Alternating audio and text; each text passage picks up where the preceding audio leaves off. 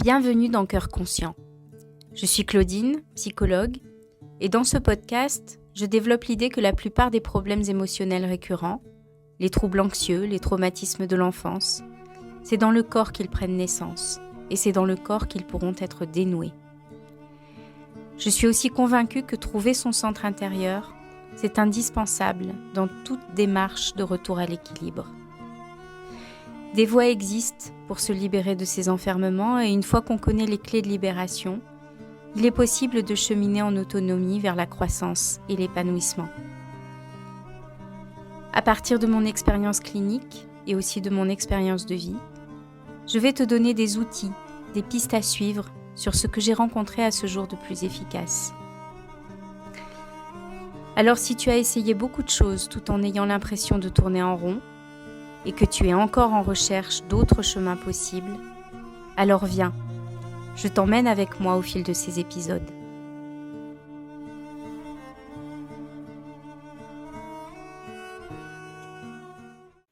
Alors je voulais sortir du format habituel du podcast, dans lequel je parle beaucoup de psychologie et de traumatisme en particulier. Je souhaitais prendre un angle un peu différent, plus spirituel, mais je suis convaincue que la spiritualité, c'est pas quelque chose qui est pour certaines personnes par goût, et puis d'autres qui n'auraient rien à y faire parce que ça les intéresse pas.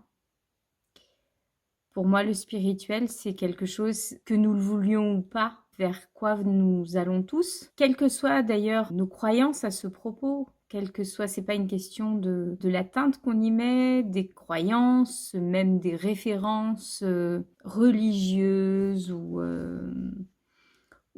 autres que nous pourrions y mettre. Ça se passe complètement au-delà de tout ça.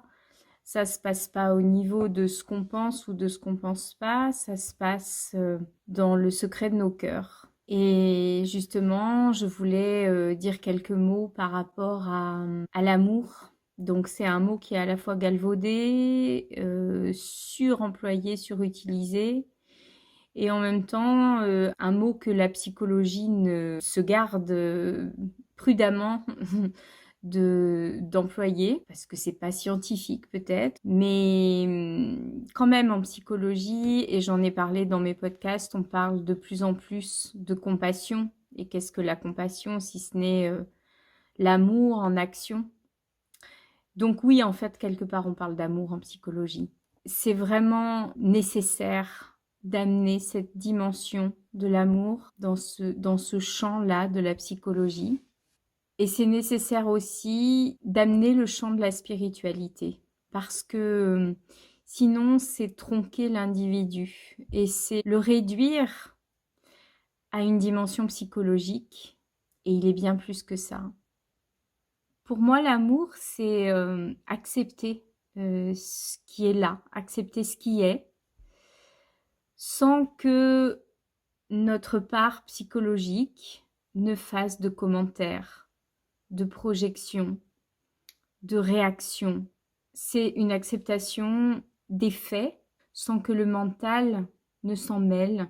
Et donc, c'est quelque chose qui va nous sauver, justement, face aux difficultés de la vie, face aux souffrances, et même, je dirais, face au traumatisme qui pourrait se dessiner en nous. C'est quelque chose qui peut nous sauver vraiment face au trauma et face aux difficultés.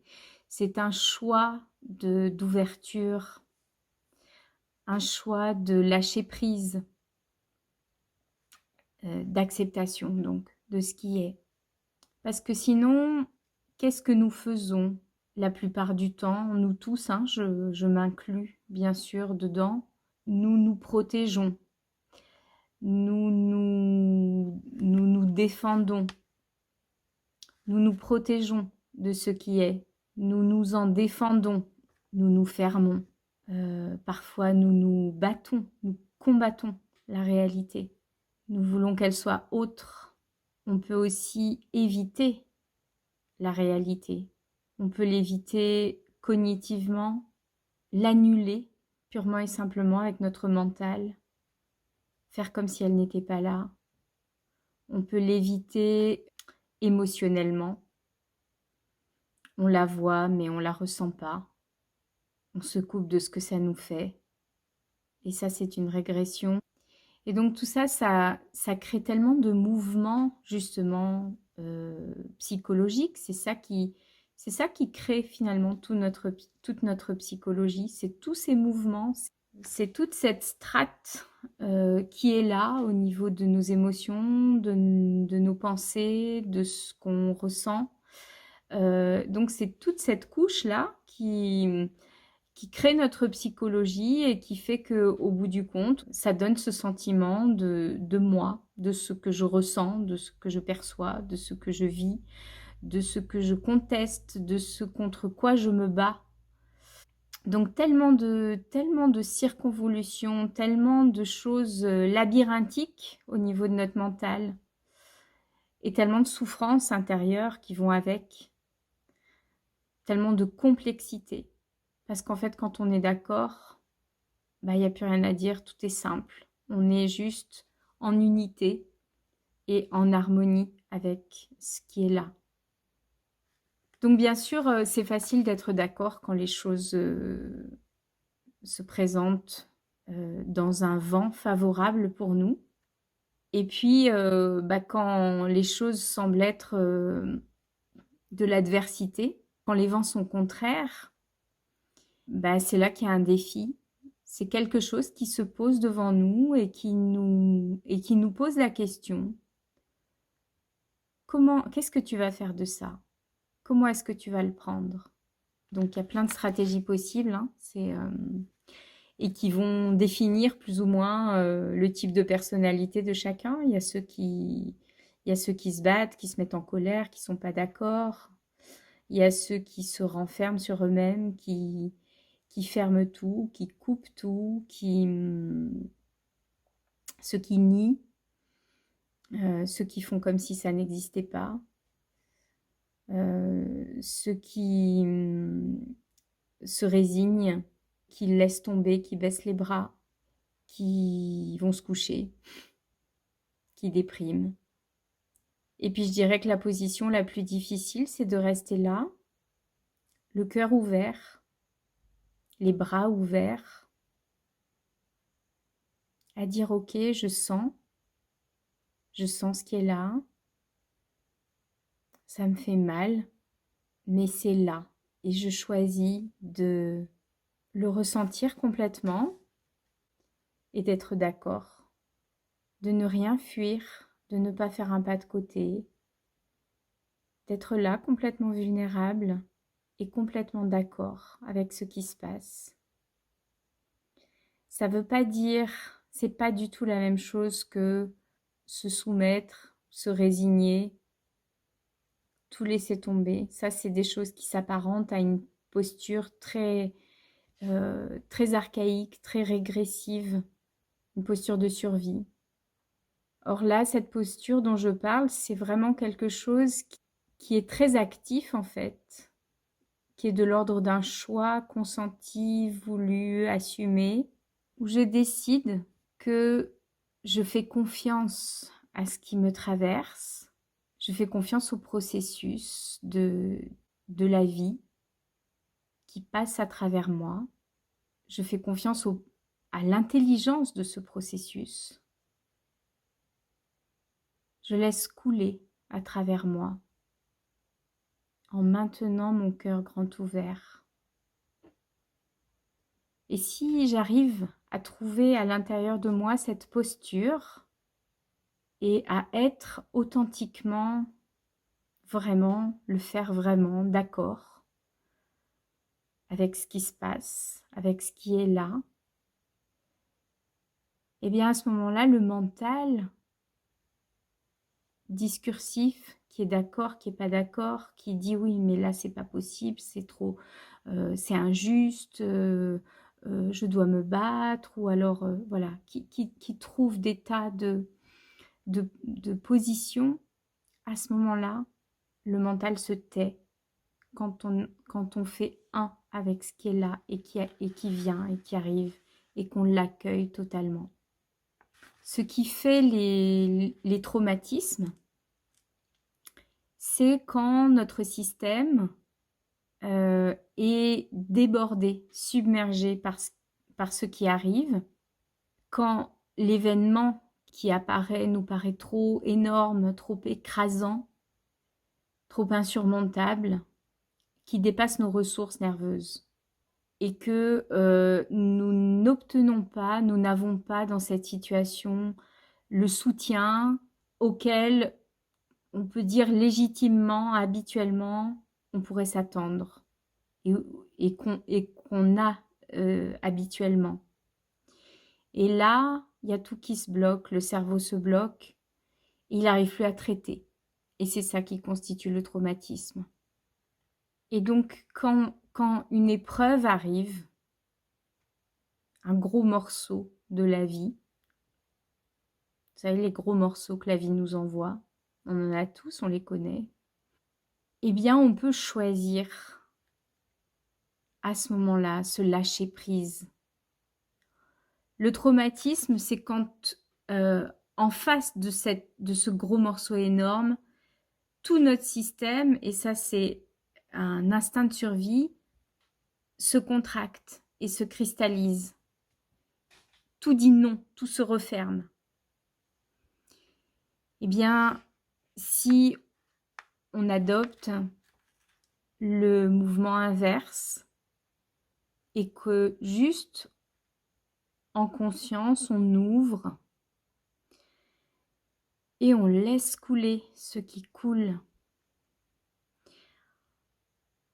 qu'on dilate notre cœur en disant oui à ce qui est, à ce moment-là, on se réoriente autrement. On réoriente autrement que sur ce non et cette souffrance. On réoriente tout notre être, toute notre énergie vers autre chose qui dit oui, qui laisse faire et qui laisse aller. Et ce faisant, avec cette attitude, je ne dis pas que c'est facile, c'est facile quand on y est, quand on a trouvé. Quand on a trouvé le spot où ça peut se passer. Et là, tout devient du miel, tout devient facile. Et là, on peut éviter justement d'être traumatisé. Parce que ce qui fonde un traumatisme, c'est pas l'événement en lui-même, c'est la manière dont on le reçoit. C'est ce qui en nous dit mais non, c'est pas possible, j'y arriverai pas, je peux pas, c'est trop gros, c'est trop injuste, c'est trop dégueulasse. Voilà, c'est ça qui fait un traumatisme. Si notre être est dans cette ouverture et dans cet accueil, prêt à accepter le pire en fait, y a des traumatismes et il y a beaucoup de traumatismes qui sont des traumatismes parce que y a quelque chose qui ressemble à la mort qui rôde, qui est là, où on est menacé dans notre survie. Et si là, à ce moment-là, on peut être d'accord même avec l'idée qu'on va mourir et le faire avec le cœur ouvert et les bras ouverts, là, ça change tout. Et ça ne s'inscrira pas dans notre cerveau comme un traumatisme. Ça, pour moi, c'est une posture, un acte profondément spirituel. Et donc, vous voyez comment le spirituel est directement relié à la psychologie. Le spirituel peut venir modifier, simplifier de manière absolue toute notre sphère psychologique dans laquelle on est embourbé, perdu dans le labyrinthe. Et quand on a compris cette posture, on peut se guérir totalement en allant chercher ensuite nos traumas passés, nos blessures, tout ce qui est traumatique et qui remonte et à quoi on est, tout ce qui nous fait toujours mal, même des années après, et à quoi on est toujours confronté, toutes les émotions non digérées, et on peut les reconvoquer en soi, les faire revenir, les guérir par l'amour, comme un baume sur une plaie qui va l'adoucir et qui va finalement la cautériser, la cicatriser et la guérir.